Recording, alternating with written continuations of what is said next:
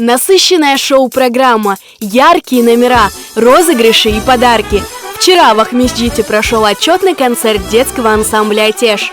Юные танцоры подготовили десятки хореографических постановок, которые погрузили зрителей в богатый и самобытный мир крымско-татарской культуры.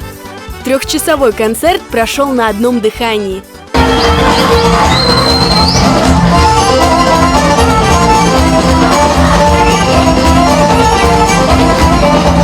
В ансамбле «Атеш» занимаются более 250 детей возрастом от 4 до 18 лет.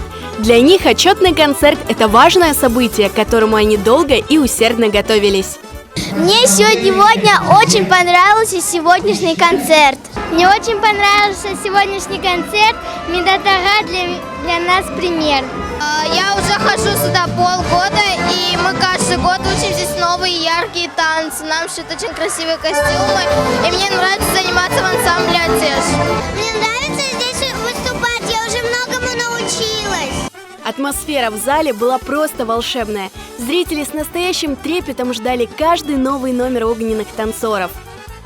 Концерт, супер, просто. Большое спасибо Медату, что он делает большой вклад для нашего народа. Я считаю, что мы всегда старшим детям ставим его в пример. En güzel балачыларны, истидатлы балачыларны көрем ve güzel istidатlı hocalarını көрем. Медат ағаға çok sağ olunuz deyim, teşekkürler bildirem. Daha çok балаларымыз Kırım Tatar oyununa katnaşsınlar. Пек мемнунum, пек гурурланам bizim миллетімізмен, bizim балачыларымызмен.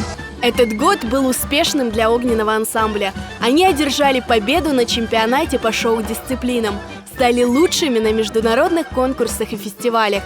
Многочисленные победы – результат многочасовых репетиций и целеустремленности руководителя ансамбля Медата Халилова. Ансамбль «Атеш» – это мое детище, и я обещаю, что мы будем идти только вперед и только все вместе.